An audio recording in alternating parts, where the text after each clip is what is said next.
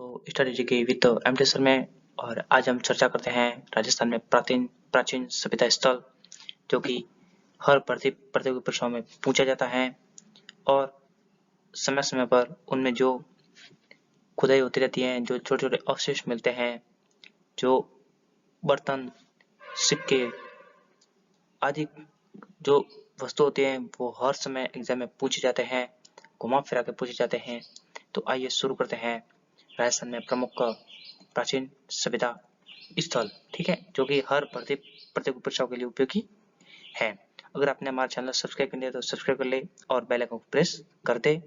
और देखिए इसके बारे में थोड़ी चर्चा करते हैं। देखिए सबसे पहले हम परिचय पढ़ लेते हैं। देखिए प्रस्तर युग यानी पत्थर के युग के बाद ताम्र कांस्य काल तथा उसके पश्चात लौह युग के अवशेष प्राप्त होते हैं। यानी कि ये एक पैटर्न है कि सबसे पहले पत्थर युग आया, उसके बाद ताम्र कांस्य और उसके बाद लौह युग आया है।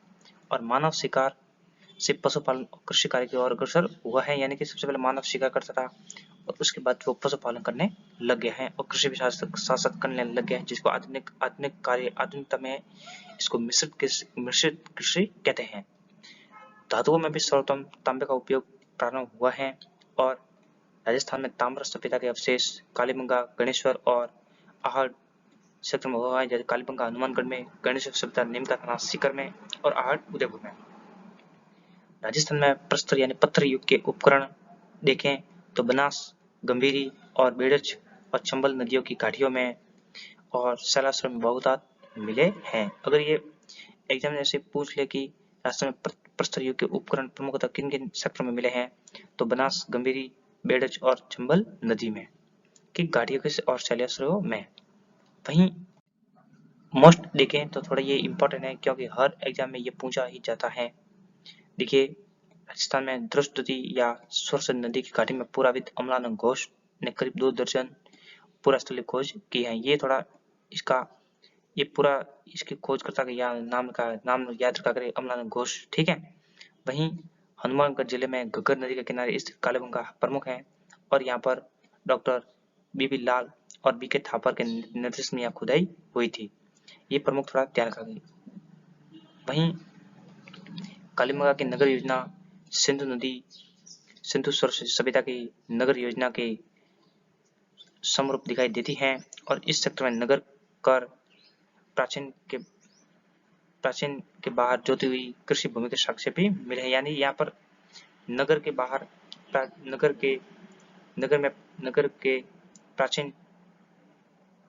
प्राचीर के बाद बाहर जोती हुई कृषि भूमि के साक्ष्य भी मिले हैं। और यहाँ पर ये थोड़ा यहाँ से इंपॉर्टेंट बनते हैं। देखिए यहाँ खुदे में गाय के मुख वाले प्याले, तांबे के बैल, कांसे के दर्पण, हाथी दांत का कंगा, मिट्टी के बर्तन, कांच की मणियां, खिलौने आदि प्राप्त हुए हैं।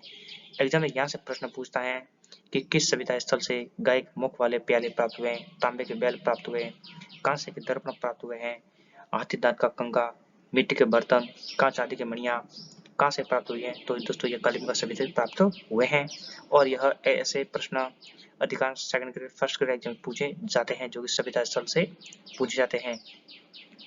2 नंबर आगे देखें तो देखिए आगाटपुर या आहड़, ये देखिए थोड़ा इंपॉर्टेंट है। देखिए उदयपुर के पूर्व में आहड़ नदी के किनारे 2 टीले दिखाई देते हैं, जिसको स्थानीय लोग धूलकोट कहते हैं और 10वीं या 11वीं शताब्दी में इसे आगाटपुर के नाम से जाना जाता था और वर्तमान में इसे आहड़ कहते हैं।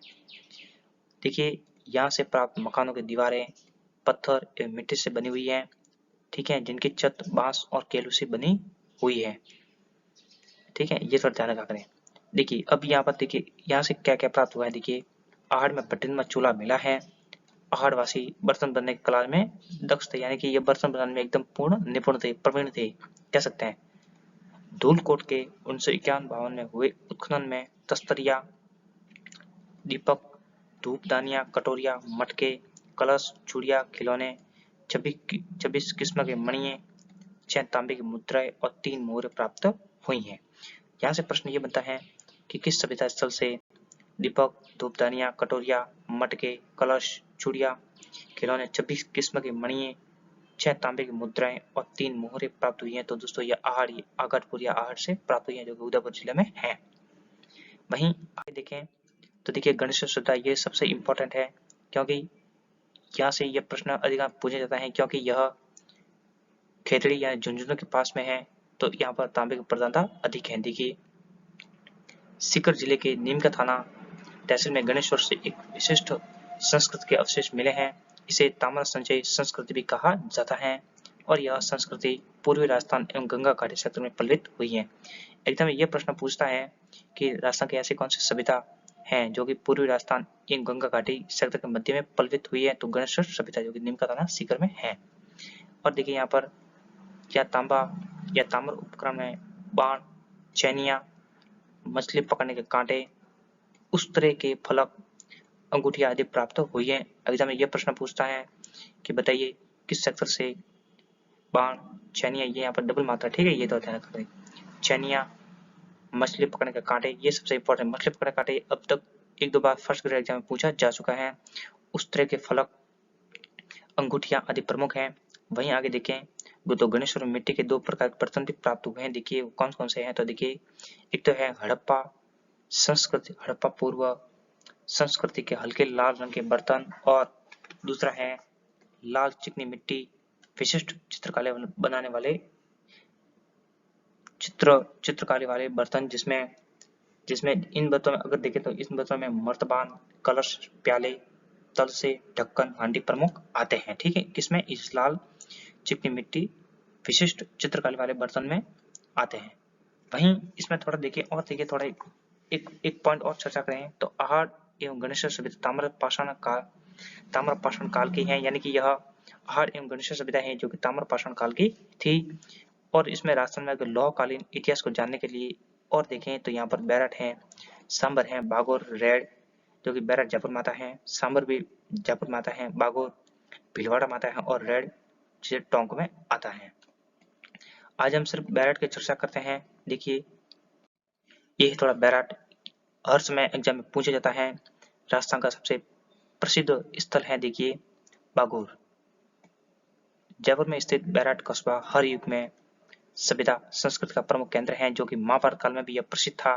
इसकी बीजक की पहाड़ी व भीम डूंगरी पुरातत्व की दृष्टि से महत्वपूर्ण है। ये पहाड़ी सबसे इंपॉर्टेंट यहाँ पर बीजक की पहाड़ी व भीम डूंगरी, ठीक है।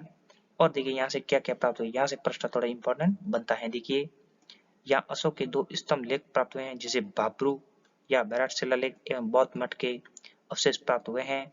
यहाँ से या ऐसे यहाँ देखिए थोड़ा यहाँ पर इंपॉर्टेंट है। देखिए यहाँ से एक कमरे में 36 चांदी की मुद्राएं मिली है, यानी यहाँ पर एक ही कमरे में 36 चांदी की मुद्रा मिली है, जिनमें 8 तो पंचमार्क की है एवं 28 भारतीय यूनानी शासकों की है। ठीक है, अब देखिए यहाँ पर थोड़ा इंपॉर्टेंट है। देखिए खुदाई में स्वास्तिक चिन्ह, स्वास्तिक तथा त्रिरत्न चक्र के चिन्ह युक्त अलंकृत घड़े, दीपक, नाचता हुआ पक्षी, ये थोड़ा इंपॉर्टेंट है। यहाँ पर देखिए एक पशु पक्षी शैली है बुंदीशैली, वहां पर पशु पक्षियों को दिखाया गया है और यहाँ पर नाचता हुआ पक्षी भी मिला है बागोर, सॉरी यहाँ पर ये बैरट है, ठीक है, यहाँ पर बैरट है, सॉरी ये काट देना थोड़ा, यहाँ पर बैरट, ठीक है, यहाँ पर कर देना, सॉरी यहाँ पर बैरट कर देना, ठीक है। और दीपक, नाचता हुआ पक्षी, पत्थर के संदूकें, लोहे के कीले एवं हाथ से बना हुआ वस्त्र मिला है। ये थोड़ा ध्यान रखा करें। वहीं एग्जाम में यही प्रश्न पूछता है कि खुदाई में स्वास्तिक त्रिरत्न चक्र के चिन्ह युक्त अलंकृत घड़े, दीपक, नाचता हुआ पक्षी, पत्थर के संदूकें, लोहे के किले और हाथ से बना हुआ वस्त्र मिला है। तो धन्यवाद दोस्तों, वीडियो को कैसा लगा, अगर आपको पसंद आए तो शेयर करें, लाइक करें एंड सब्सक्राइब करें। धन्यवाद।